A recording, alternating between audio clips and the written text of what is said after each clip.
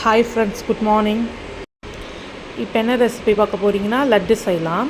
அதுக்கு ஃபஸ்ட்டு ரவையை கொஞ்சம் சூடேறுற வரைக்கும் வறுத்து எடுத்தாச்சு.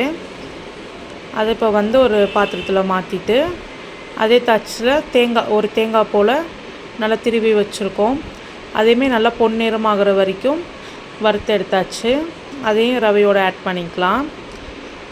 ஆட் பண்ணிவிட்டு ஏலக்காய் ஒரு 10 போல் ஏலக்காய் எடுத்து அதையும் நல்லா இடித்து வச்சுருக்கோம். அதையுமே நல்லா ஆட் பண்ணிவிட்டு, இப்போ நெய்யை அடுப்பில் விட்டு நல்லா நெய் கொஞ்சம் சூடானதுக்கப்புறம் முந்திரி போட்டாச்சு. முந்திரி லைட்டாக பொன்னிறமானோன்னே நம்ம திராட்சையை உள்ள ஆட் பண்ணிக்கலாம். உலர் திராட்சையை அதுவும் ஆட் பண்ணி நல்லா கிஸ்மிஸ் அது நல்லா கொஞ்சம் பொன்னிறமானதுக்கப்புறம் அதையுமே நம்ம அப்படியே நெய்யோடையே ரவையில் ஆட் பண்ணிக்கலாம்.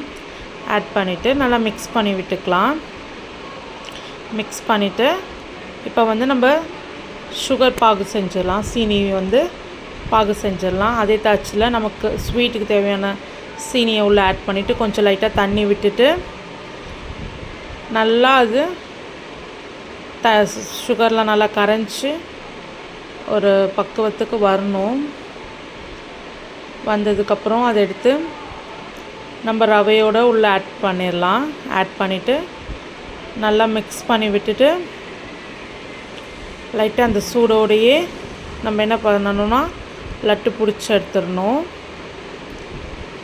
ரொம்ப ஈஸி ஃப்ரெண்ட்ஸ், டக்குன்னு செஞ்சாச்சு இந்த லட்டு. எல்லாமே எங்கள் அம்மாவோட ரெசிபீஸ் தான். இப்போ பார்த்திங்கன்னா நல்லா எல்லாத்தோடையும் ஒன்று போல் ஒன்று சேர்ந்துருச்சு. இப்போ நம்ம லைட்டாக கொஞ்சம் தண்ணி லைட்டாக தொட்டுட்டு இந்த லட்டை நம்ம பிடிச்சிட வேண்டியதான். நான் அம்மா எல்லாருமே சேர்ந்து பிடிக்க ஆரம்பிச்சிட்டோம் லட்டு. நல்ல டேஸ்ட்டாக இருக்கும் ஃப்ரெண்ட்ஸ். வீட்டில் செஞ்சு பார்த்துட்டு எப்படி இருக்குதுன்னு சொல்லுங்கள்.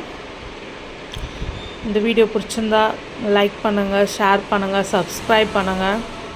Thank you friends. இப்போ எல்லாருமே ஒன்று ஒன்றா பிடிச்சி வச்சாச்சு. இவ்வளோதான் நம்ம செஞ்ச லட்டு ஃப்ரெண்ட்ஸ். தேங்க்யூ.